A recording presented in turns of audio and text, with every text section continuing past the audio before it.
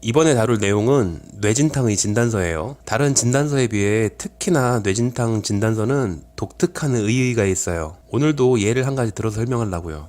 어느 날 점잖은 장년의 신사분이 교통사고 치료를 받기 위해 방문하셨어요. 사고 난 지 제법 오랜 시간이 흘렀는데 어디 아파서 오셨냐는 질문에 아픈 데를 말씀하시는 게 아니라 다짜고짜 뇌진탕 진단서를 때려오셨대요. 이게 저도 모르게 피식하는 웃음 짓는 표정이 나온 것 같아요. 뇌진탕 진단서를 이렇게 점잖고 당당하게 요청하는 분은 없거든요. 혹시 사고 났을 때 잠시 기억을 잃으셨나요? 아니. 어지럽던가요? 아니요. 두통은요? 없어요. 뭘 자꾸 깜빡거리고 있는다던가 하는 증상은요? 없어요. 저는 머리 다친 적도 없고 아픈 적도 없고 목 윗부분에 뭔가 이상이 발생한 점은 한 가지도 없어요 라고 확실하게 얘기하세요. 하도 많이 겪은 일이라서 저는 이게 무슨 상황인지 파악은 되는데 이렇게 점잖게 얘기하시는 분은 처음 봤어요. 보통은 뭔가 들키지 않을까 걱정하기 때문에 흔들리는 눈빛이 보이거든요. 이게 뭐냐면 아마 사고 난 발생일이 오래됐기 때문에 합의를 준비 중이실 거예요.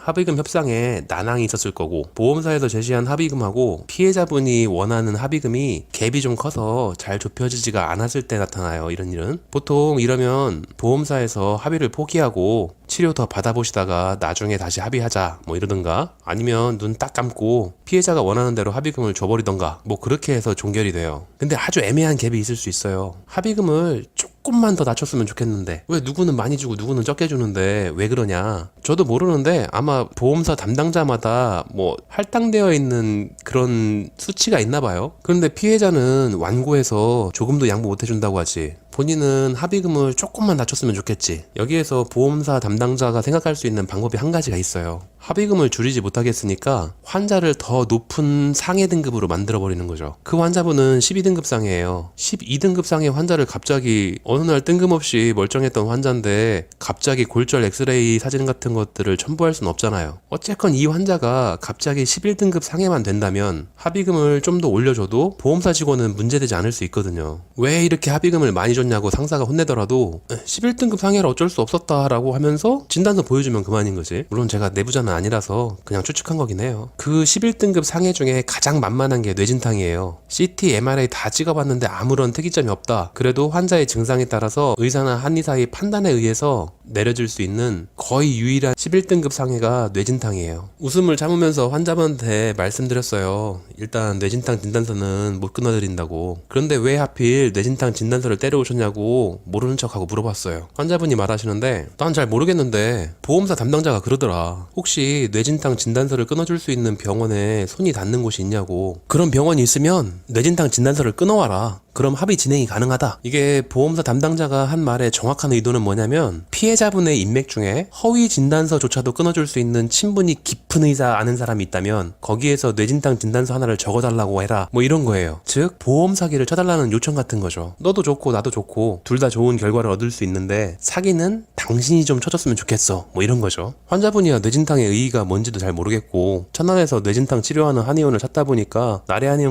한의원까지 오신 거예요. 하여간 안 되는 건 안 되는 거니까 뇌진탕 진단서 발부는 못 해드린다고 말씀드리고 그냥 오셨으니까 교통사고 난 통증 부위 치료 받으시라고 해서 치료만 받고 돌아가셨어요. 그 이후에도 합의 직전까지 수차례 나오셨는데 참 점잖은 분이에요. 사실 뇌진탕 진단서를 떼달라고 오시는 분들 대부분은 상황을 모르는 건 매 한 가지이지만 대강 느낌은 뭔지 알겠는 거지. 그래서 조심스럽게 아니면 자기도 모르게 목소리를 좀 낮춰서 진단서를 떼달라고 해요. 분위기는 모르지만 일단은 합법적인 건 아닌 건 알겠거든. 그런데 저 노신사분은 불법적인 부분이 있을 거라고 생각을 아예 못 하신 거죠. 그러니까 당당하게 말씀하신 거고 그렇기 때문에 저로서는 좀 재미있는 상황이었던 거죠. 최근에 뇌진탕 진단서를 써드리는 환자분이 있어요. 그 환자분은 사고 직후에 잠시 정신을 잃었었고 누가 괜찮냐면서 급하게 차 유리창을 두드리는 소리 때문에 깼어요. 그 이후로도 계속 두통을 호소했어요. 그래서 여기 오시기 전에도 입원했을 때 계속 두통에 대한 치료 받으셨고 혹시 몰라서 CT, MRI 다 찍었는데 별다른 소견은 없었고 퇴원해서 나래 한의원 다니시면서 치료를 계속 받으시다가 두통이 많이 감소하니까 그제서야 여기저기 아픈 게 하나씩 자각되기 시작하는 거지. 오로지 머리만 아파가지고 거기만 치료 계속 받았는데 이제 뭐 목도 아프고 허리도 아프고 여기저기 결리는 데도 나타나고 그래서 사고 나고 어느 정도 시간이 지나자 점점 치료 범위가